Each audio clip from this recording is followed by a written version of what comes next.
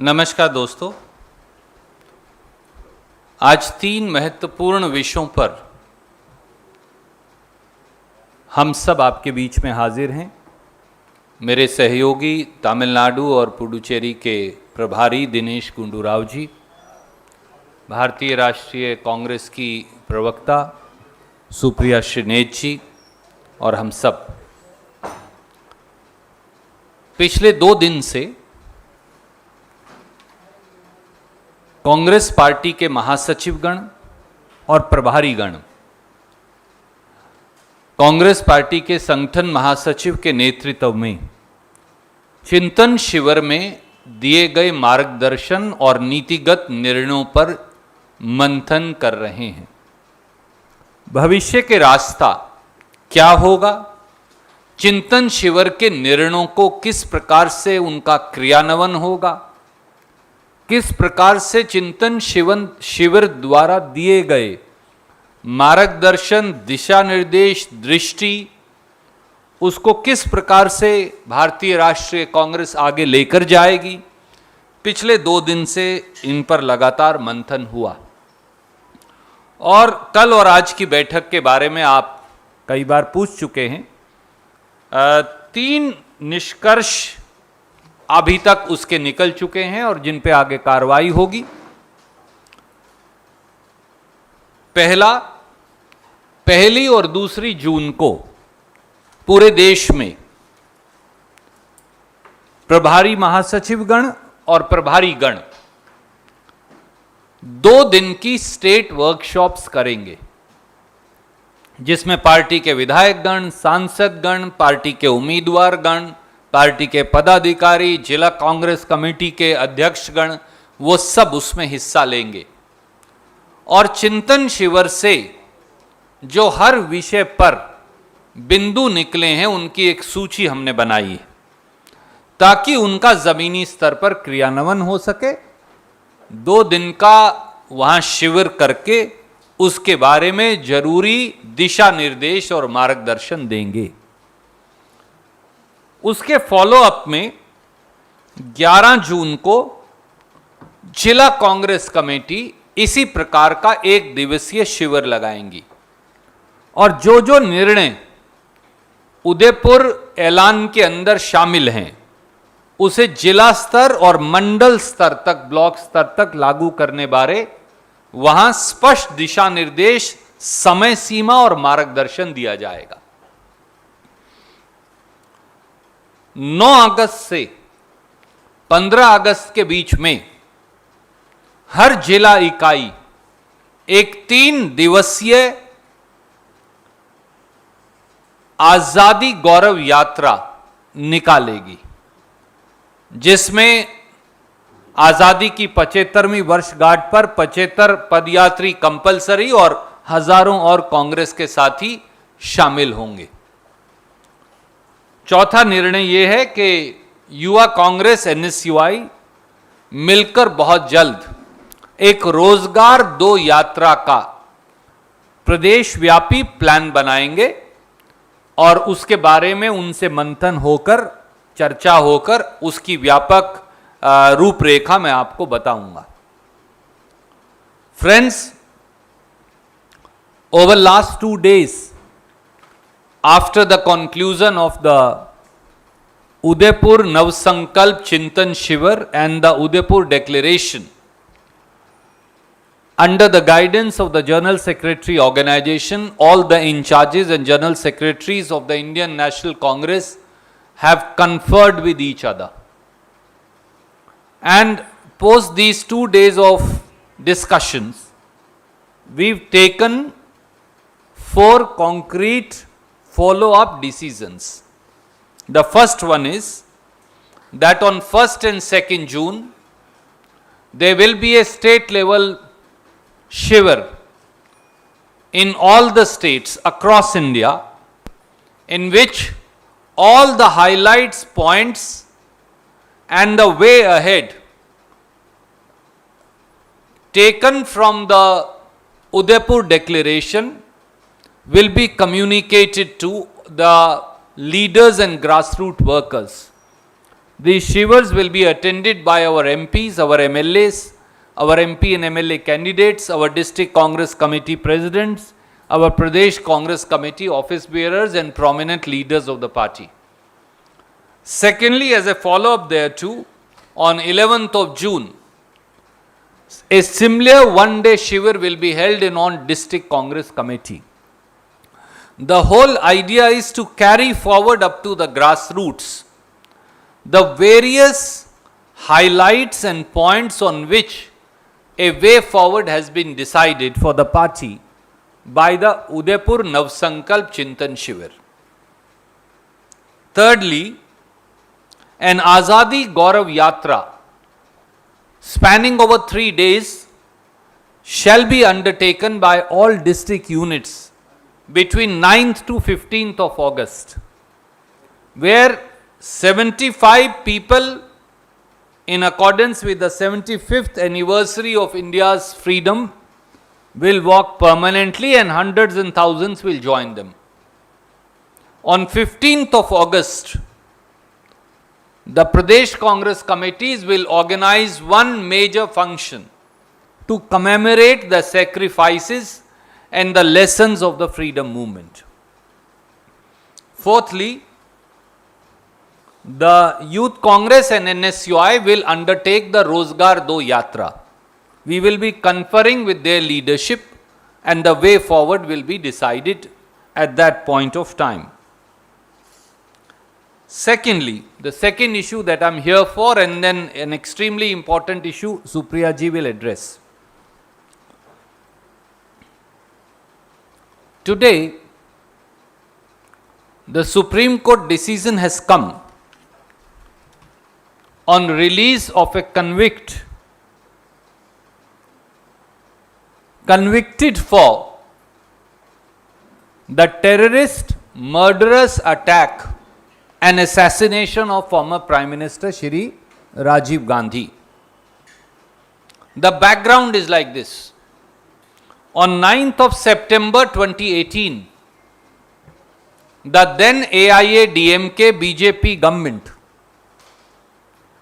in Tamil Nadu recommended release of all 7 persons convicted for the assassination of former Prime Minister Shri Rajiv Gandhi. The recommendation of the cabinet of the AIA-DMK BJP government was sent to the former BJP leader Shri Banwari Lal Purohit, who is now the governor appointed by Modi government of the state of Tamil Nadu, the then governor. Mr. Banwari Lal Purohit, the then governor, just sat over the recommendation. He did not accept or reject. He instead referred the matter to President of India. The President of India also did not decide.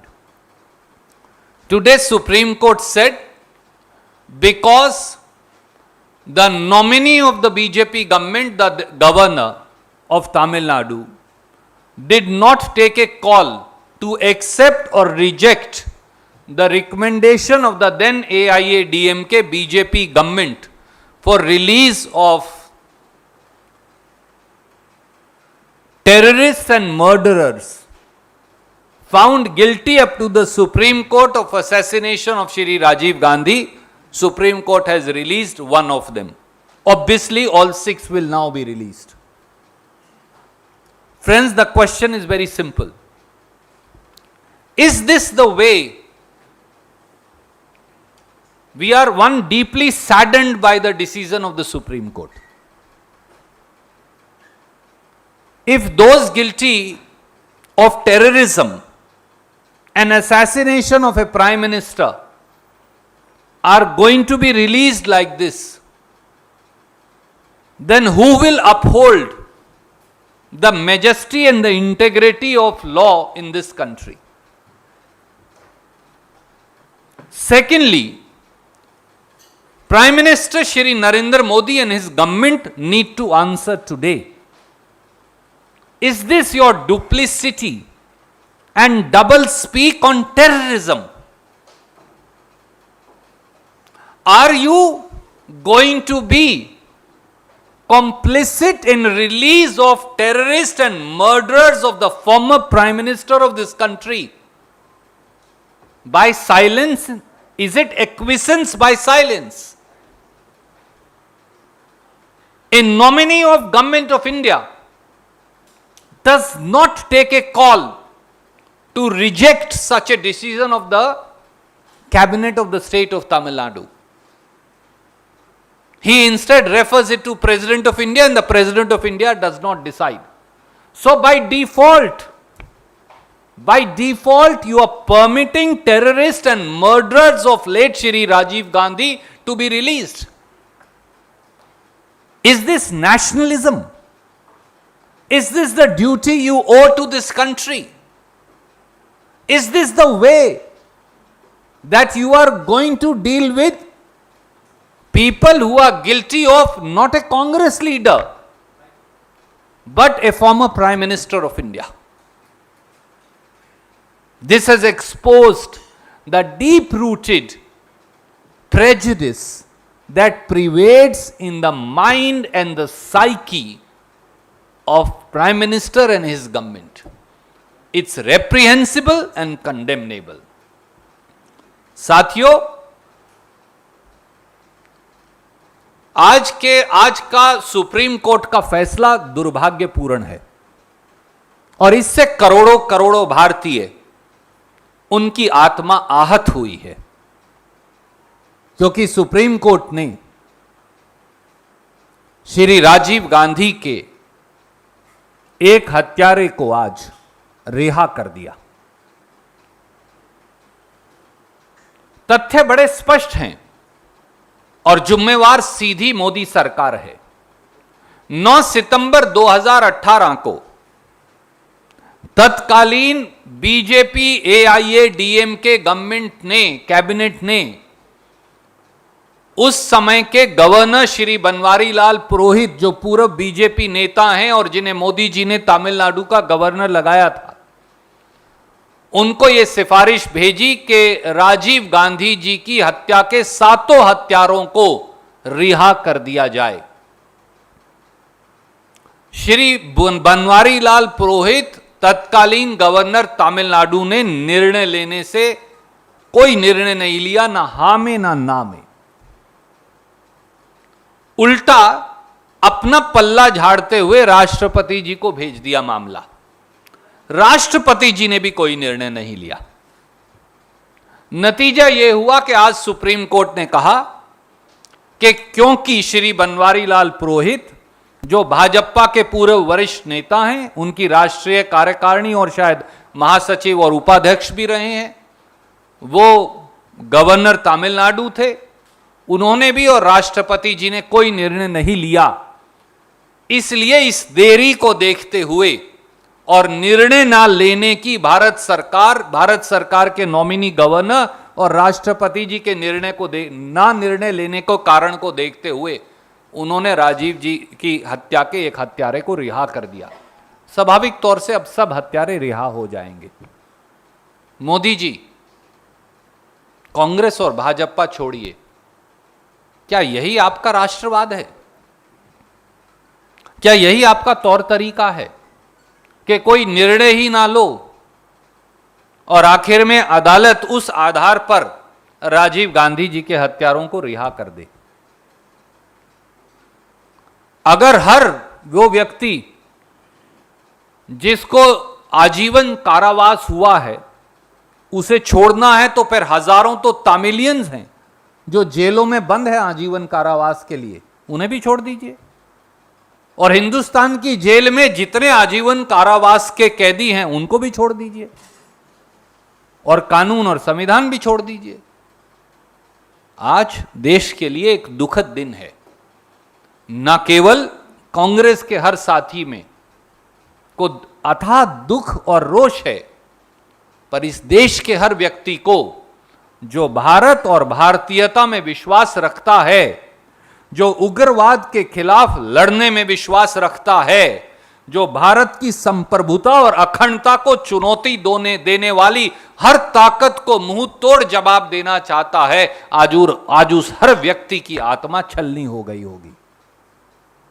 क्योंकि ये कांग्रेस के नेता का सवाल नहीं, इस देश के प्रधानमंत्री थे श्री राजीव गांधी, जिन्होंने इस देश के लिए कुर्बानी दी थी। राजीव जी ने कांग्रेस नहीं, देश के लिए कुर्बानी दी थी। और अगर उनके हत्यारों को आज की सरकार अपनी छोटी और सस्ती राजनीति के लिए रिहा करवाने में को अदालत को हालात पैदा कर देगी, तो यह अपने आप में अति दुर्भाग्यपूर्ण है, निंदनीय है, और हम इसकी कड़े से कड़े शब्दों में निंदा करते हैं। देशवासी अवश्य देख लें कि किस प्रकार की सरकारें आज सत्ता में हैं और उग्रवाद को लेकर उनका रवैया क्या है।